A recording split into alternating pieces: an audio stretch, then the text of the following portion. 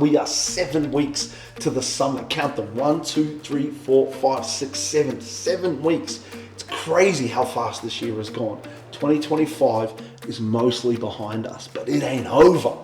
The amount of action that I see people take between September and December is the same amount of action that they take in the other 9 months. The cool thing is, after every summit, I spend a lot of time conversing with, speaking with students, having conversations around their summit experience.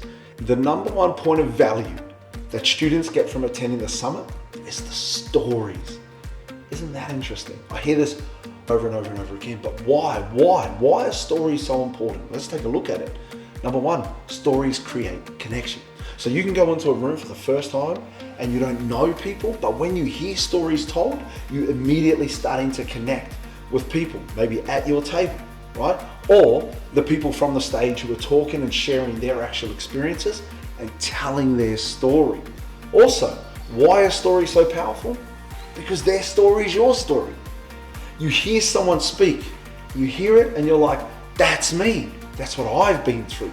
I'm experiencing that. I've got those challenges, right? Why? Because their problems are your problems. You might be sitting there and you're like, oh, I don't know if I can do this. I'm too old. Someone who's older than you gets up and says, I just bought my 3rd property. And you're like, oh my gosh, how did they do that? Or you might be sitting there thinking, I'm too young. And someone gets up on the stage, they're younger than you. And there, I just bought my 2nd property. And you're like, God damn, if they can, I can. Oh, my family's too big. Someone gets up, they got more kids than you. And you're like, man, they just bought their 4th property. That's crazy. Every doubt and fear and insecurity that you have in you, someone else has already overcome that in order to accomplish things. And their accomplishment is your desire. So you're sitting there not giving yourself permission because of the 3, 4, or 5 things that are holding you back. Next thing, someone's standing there saying, I had this problem, I had this challenge. And what you've got to understand is their start line is your start line.